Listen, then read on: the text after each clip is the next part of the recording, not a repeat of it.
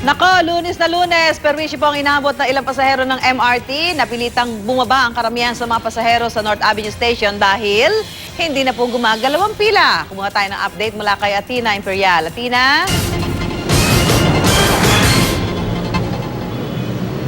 Yes, Susan, good morning. Kanina nga, 5 minutes ago, may nakita tayo dito ang mga pasahero na kanina pa raw nakapila itong mga ito. Pero dahil napansin nilang hindi gumagalaw ang pila, ay nagdesisyon silang bumaba na lamang at sumakay na lamang ng bus at ibang pampublikong sasakyan. Pero sa kasalukuyan, Susan, ay mas marami yung mga pasaherong paakyat ngayon dito sa MRT North Avenue Station. Actually, ayan, pabugso-bugso yung kanilang pagdating, depende kasi sa pagdating naman dito ng mga bus, ng mga UV Express vans at mga taxi. So sa ngayon, parang wala pa namang pila dito sa baba, pero sa dami ng tao, medyo mabagal na yung kanilang pag-akyat dito sa entrance nitong MRT North Avenue Station. May mga nakaantabay din, Susan, dito na mga gwardiya.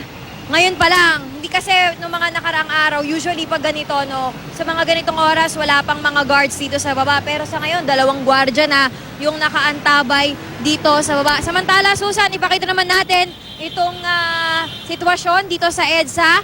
Medyo masikip na po ang daloy ng trapiko dito dahil naman sa mga bus at iba pang mga pampubliko at pribadong sasakyan na nagbababa ng kanilang mga pasahero dito sa tapat nitong MRT North Avenue Station.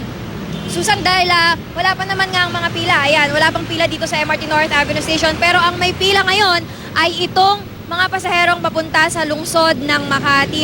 Dahil kanina, yung first batch ng coasters at bus na diretso pa Makati ay lahat. Nandun na sila. So ito, yung mga papunta po ngayon dito sa MRT North Avenue Station para sumakay ng mga bus at coasters padiretso ng Makati. Medyo kailangan po natin ng pasensya siya ngayon dahil umabot na po yung pila dito nga sa may entrance itong MRT North Avenue Station.